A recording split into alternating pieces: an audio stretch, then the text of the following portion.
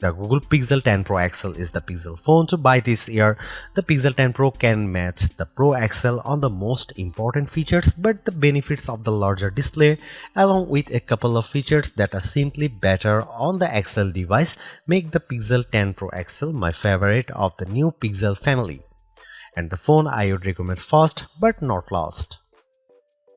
I feel confident recommending the Pixel 10 Pro XL above the rest and above any other Android phone you can buy right now, because I spent the last year using the Pixel 9 Pro as my primary work phone. That means I know exactly why the Pixel is a great phone for being productive, but I also know that I wish I would had a bigger screen than the 9 Pros. The Pro XL will be my primary device this year for sure.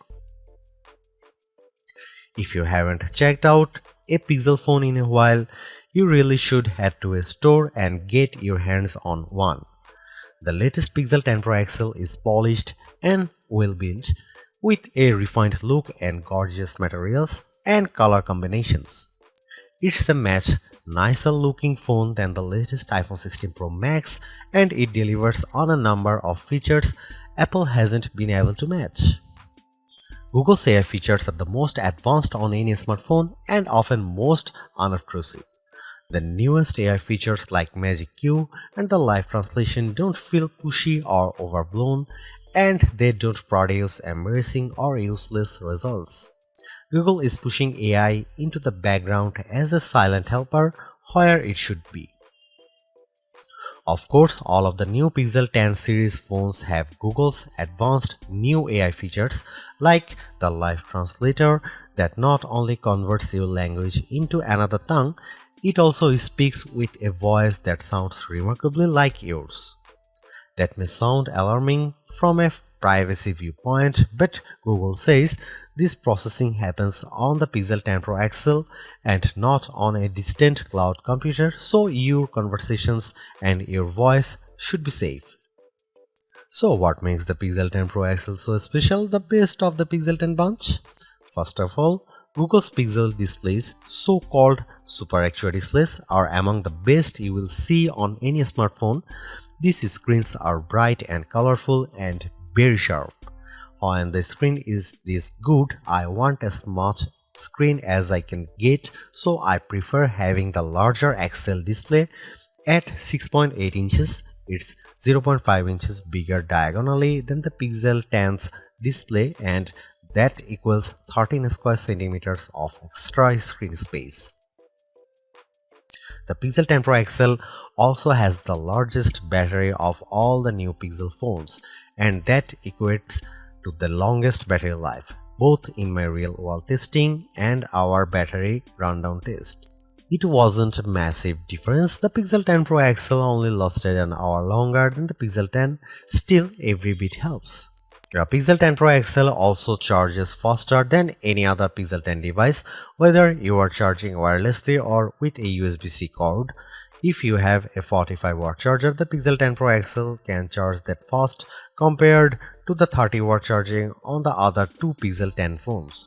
The Pixel 10 Pro XL can also use faster wireless charging. Again, it's not a huge difference, but every detail matters.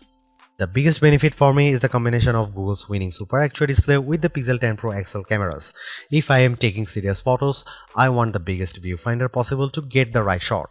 The extra screen space on the Pro XL phones felt like a big advantage, and if photography is important to you, I'd recommend the Pro XL phone first. The Pixel 10 Pro has the exact same camera specs, but having the bigger Pro XL display helped me take better shots. Are there other benefits to the Pro XL? Well, not really.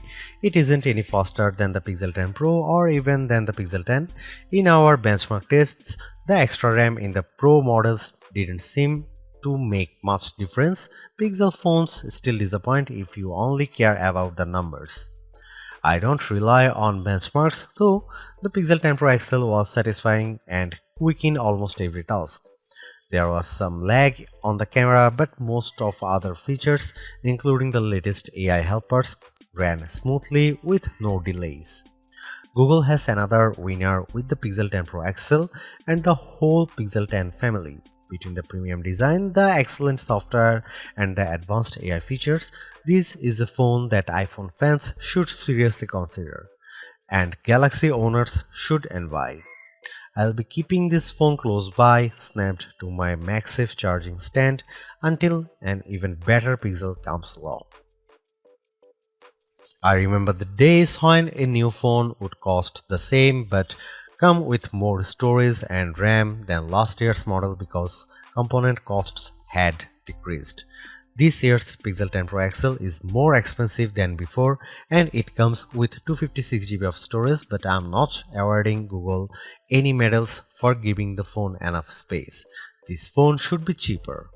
To be fair, 256 GB of storage is the right amount unless you play a ton of games or you shoot video with your phone at high resolution. There's a 1TB model available, but only serious enthusiasts need apply, and you know who you are. The color options this year are a bit drab.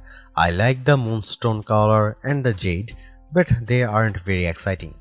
My review unit is the porcelain white, which looks classy but a bit bland. Google also sent along a silicone case with magnets built in that matches the phone perfectly. If you want the 1TB storage option, it's only available in the black obsidian.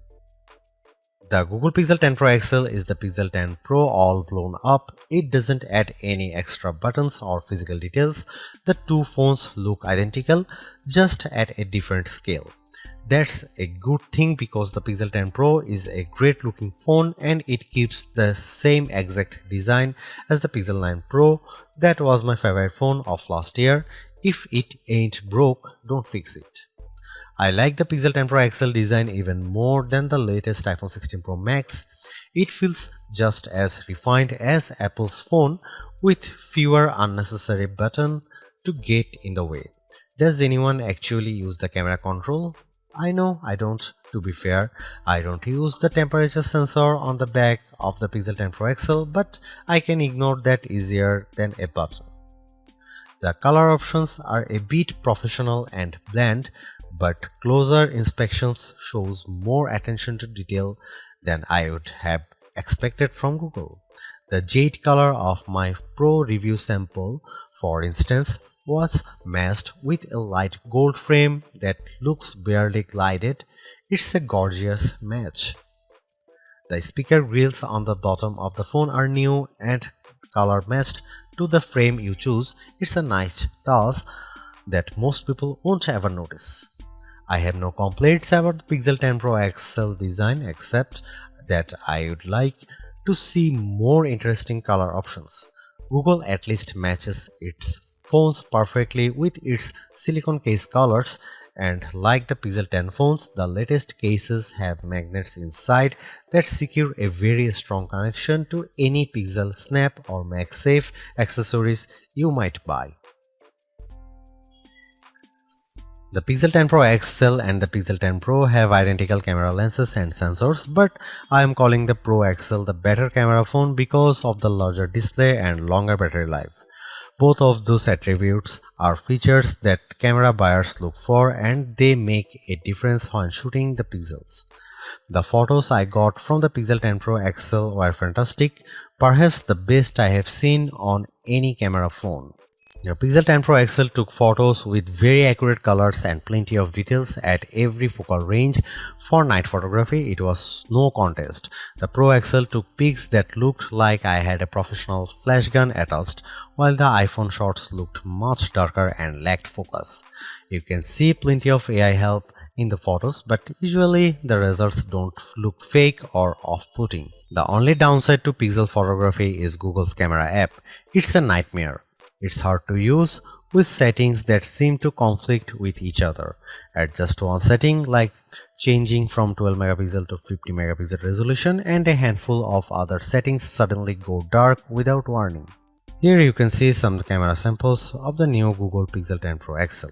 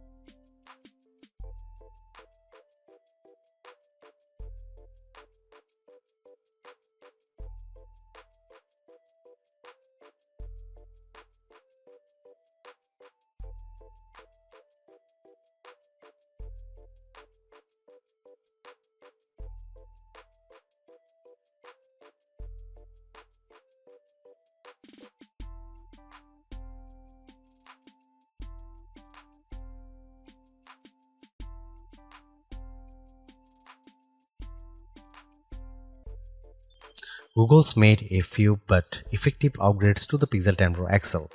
It's a masterclass in efficiency, changing and improving just enough to stay almost the top of the pack in the most areas. The display's brightness is unmatched, and the camera's ultra-wide perhaps aside offer a balanced, natural look that I can see a lot of people liking. It's unfortunate the Pixel 10 series is still the lowest powered of the flagship phones on sale today and lags behind its main rivals on battery efficiency. Hopefully, access to Google's latest AI tools makes up for that for anyone who decides to take the plunge, although perhaps give it a couple of months if this is your primary reason. Hopefully by then the seemingly incomplete Magic Q and the preview version of the camera coach will have been made whole. The Galaxy S25 Ultra may still be a better pick for you if you want more power and power efficiency from your phone. The Pixel 10 Pro may also be a better fit than the XL considering you only sacrifice display size and battery life for a cheaper phone that's otherwise just as capable as its large sibling. But the Pixel 10 Pro XL is the most capable of competitive of Google's latest batch of phones. If you are buying a phone right now and want best-in-class software combined with top-tier hardware, this Pixel is probably the one to pick.